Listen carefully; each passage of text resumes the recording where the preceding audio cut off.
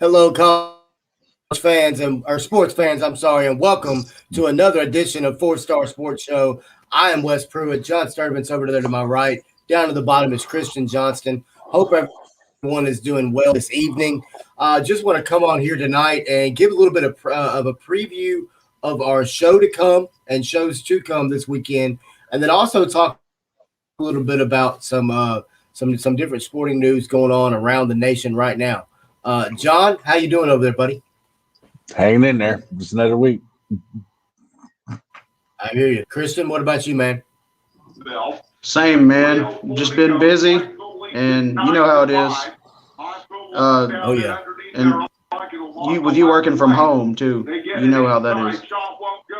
Yeah, yeah. It's this week's been challenging to say the least. But guys, when you look at some breaking news going on, or I'm not saying say breaking news, just news going on around the country.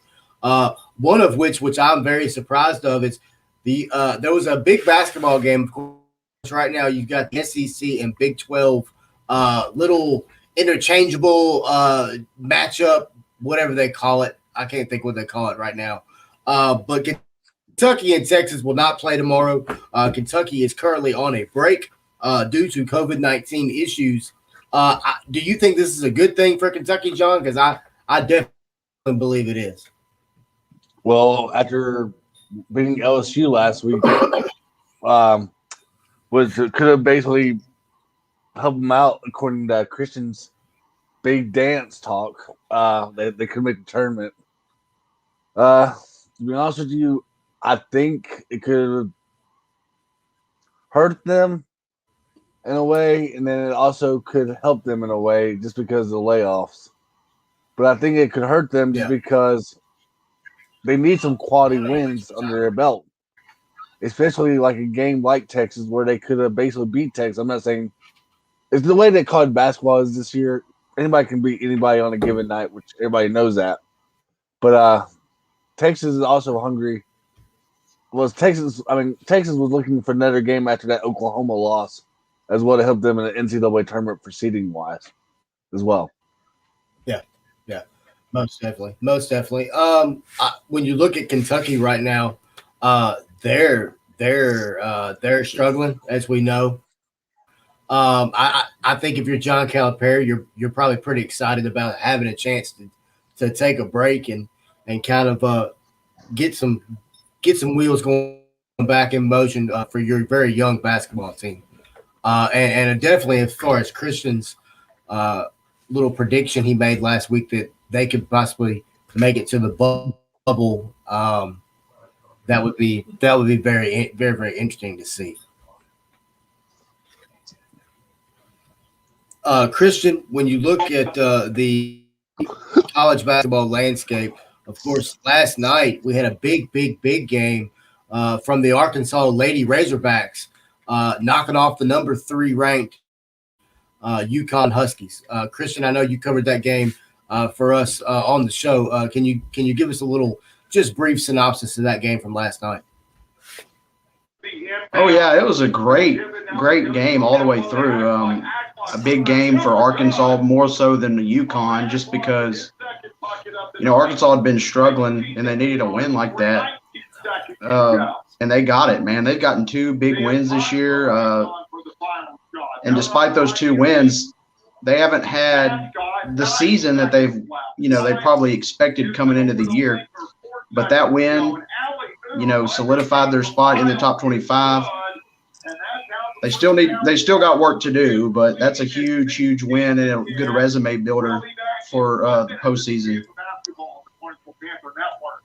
I got a question. Yeah, over the Old South Restaurant and I got a question regarding. Yeah, I had a question regarding the SEC Women's Basketball Conference as a whole. I know, this year there's a lot of different faces, regarding head coach and different players and whatnot as well. With Coach McCray now, the coach at Mississippi State, Christian. But how many teams do you see out of the SEC this year possibly making the tournament? I know in years past they probably had at least 6 or 7 teams qualify for that tournament. But I think this year the SEC is a lot down this year. I think anybody can beat anybody on a given night. I know they still got the South Carolina with Coach Stanley. Georgia still has a good team under, after Coach they had retired. How many teams do you actually got making the women's tournament? Well, I don't know about a certain number, but it does appear to the average fan that the SEC is down, and they could be. I'm not sure, compared to seasons previous, how they rank this year, but I still think they're better than people realize. Records, especially this year, are a little misleading. I don't think Kentucky is as bad as their record shows. A lot of people may disagree with that, but they're a young team and they had a really tough slate of games early in the year, and that's no excuse. They should be doing better than what they are, but that's a team that they were supposed to play Texas tomorrow, but that doesn't look like it's happening. I think that would have been actually a good game for them, give them a chance for a big win. But then you look at Alabama, and they pretty much are the Kentucky this year. They've kind of taken Kentucky's place as the top team. And then you look at I think Auburn's a better team than their record shows, but they can't make the postseason anyway. So, and then you look at I still think Arkansas is a little better than people might realize. They just kind of hit a little rough patch, and now they've won 3 in a row. And then Missouri, I think they're a strong. I think they're a strong team in the SEC. I think they can possibly give Alabama a run for the SEC championship. And then you got Tennessee, who you really don't know what you're going to get from them. But I still think they're among the top 5 or 6 teams in the SEC at least. They're up there in the conference. They're definitely better than a lot of other teams. And you're right, John. The SEC it's not been one of their stronger years. There's no doubt about that. But they're not. I wouldn't consider them a basketball conference. They've got Kentucky. Normally is who's really good, but other than that, you're not used to seeing Florida being down, which they kind of are this year. Right now the SEC doesn't look very strong, but I still feel like they're going to. I feel like they're going to get. I still feel like they'll get 4 teams in the tournament max. I thought Vanderbilt would be better in year 2 under Jerry Stackhouse. Yeah, Vanderbilt's a disappointment any way you look at it, because what's it been, 2 or 3 years where they struggle to get just one win in conference? It's really sad, because Vanderbilt has the fan base, at least in basketball. They have good facilities. They just can't seem to get the players, which I'm not sure why that is. But if they can't win games in the SEC, which isn't the strongest conference, then something's going wrong there. But let's be real, guys. When's the last time they've been good? I don't remember. Oh yeah, it's been quite some time. When Kevin Stallings was their coach. Yeah, it's been quite some time. But when you look at this Arkansas women's basketball team, that win last night against UConn is huge. They also knocked off Baylor earlier in the year. I saw a very interesting stat watching that game last night. That going into that game, Arkansas was 2 and I believe 52 all time against 5 opponents. That is an insane stat to me. I think the job that Mike Neighbors has done up on the hill in Fayetteville is an amazing job. Another really good hire by that athletic director at Arkansas. But yeah, when you look at, go ahead. Yeah, I agree. I mean, Mike Go ahead, Neighbors has been a great hire for Arkansas. The Jimmy Dykes thing didn't work out. And then, Arkansas women's basketball has never been very good. I mean, they may have had a season here or there where they did good, but Arkansas women's basketball has not been a good program. And Mike Neighbors has turned in just a few short years, has gotten them on the map and on the radar as a possible, place for recruits to want to play for. That win over UConn last night, I'm sure that will do wonders for recruits. But and then last year they had a good year. They made a little run in the tournament or in the SEC tournament. That's kind of when Chelsea Dungy appeared on my radar as far as like a really good player. Believe she's a transfer from Oklahoma. Yeah, she really is. She's extremely talented. I believe last night that was the most points scored by any player against UConn since '99-2000 season. So that's a big honor because UConn has played some very, very, very talented women. Yes, they have. I thought Arkansas had actually a decent chance to win that game, but a part of me was just thinking, well, when is UConn going to pull away? And they never did. So that shows me Arkansas has it in them to make a run. But you never know what team you're going to get from them sometimes. They're 2-5 in conference, which is not very good, but like I said, it's another situation where they're better than their record shows, and they proved that last night. And because Dungy is going to be gone next year, I believe, so they're going to have to get some more players in. I hope this isn't like a one and done type of. Yeah. I hope they're good for a while. I completely agree. I think that Mike Neighbors is very similar to Sam Pittman. I think and Eric Musselman for that matter. I think every coach on the Hill is happy to be there, is happy to represent that university, and happy to have a chance to bring new kids in to make that university better. I think some very exciting things happening on the Hill in Arkansas right now for sure. John, and another instance where. Oh, sorry. Go ahead. Good. I was just gonna say. I was just thinking last night how awesome it would be if that stadium was packed, full of fans. Which women's games usually, sadly, aren't packed like they are the men's games, and I hope that changes. Hope that changes in the future. Anyway, go ahead. Yeah. Oh no, I completely agree. And John and I have talked about that numerous times for years now with the University of Memphis women's team. Sorry.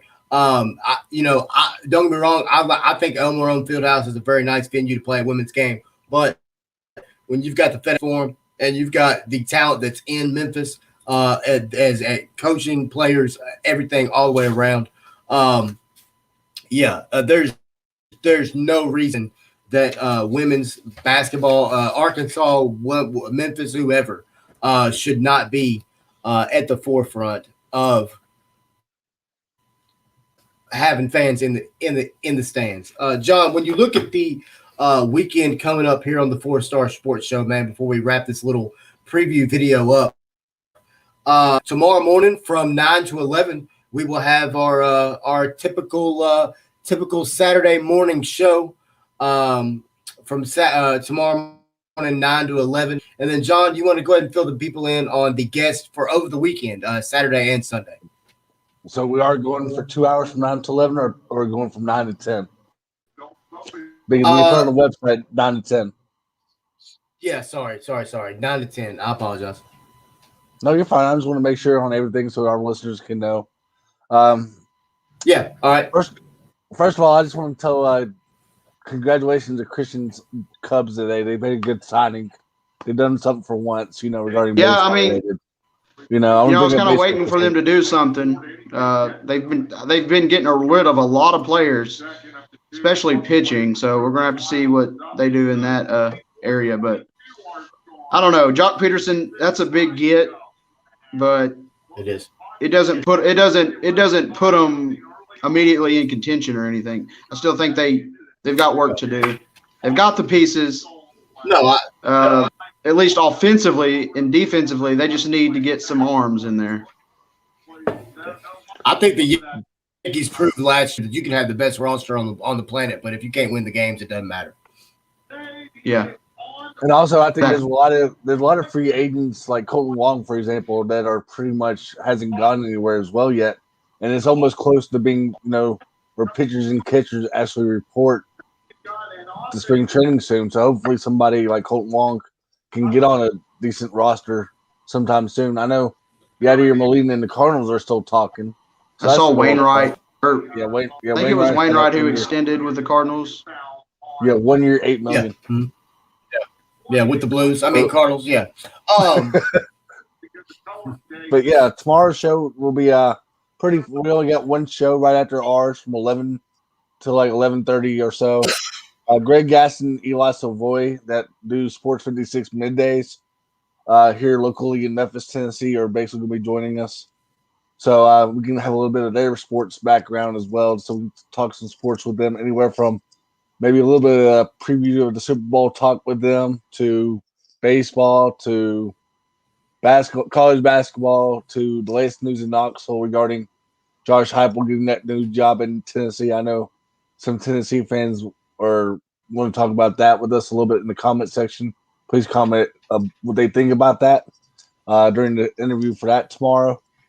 And then at 3 o'clock till about 3:30, we have a Dion Griffin, a former University of North Texas football player who played at North Texas when they beat Arkansas that 1 year. So we can give him a little bit of background. How did it feel like to go into an SEC environment and beat Arkansas, and talk about that in his Conference USA career under two different coaches, I believe, at North Texas as well.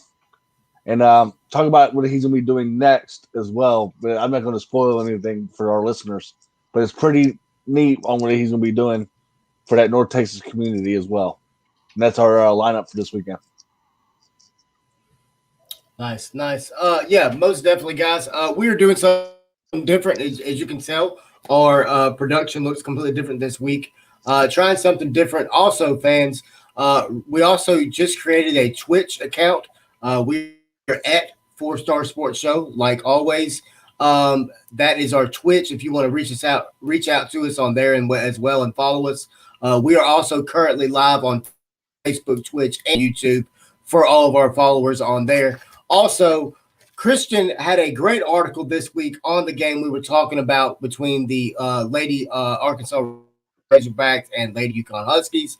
Starting this week, you will be seeing a lot more articles on our website that we will be posting them on. We will also be posting them to our YouTube, Facebook, and Twitch as well. Be sure you click on the website, guys. It's very long. I will make sure that we have a link everywhere we go from now on that you can click on it and take you to the website. We will also be doing live streaming from there coming up as well. But thank you very much for all the support on the show. We love doing the show for you guys each and every week. For Wes Pruitt, John Sturdivant, Christian, Hey, I want to say Johnston. Real quick. Go ahead. I forgot to tell fans also, be on standby for the Bartlett ECS article that I'm working on as well. I'm just still waiting on a few quotes here and there, so be patient with us regarding that as well. I've been posting stuff throughout the week regarding that, but just be on standby for an article, hopefully no later than 10:30 tomorrow morning as well. All right, sounds good. But thank you guys for watching. For all of us here at the 4-Star Sports Show, we are out. See you tomorrow morning. Thanks, guys.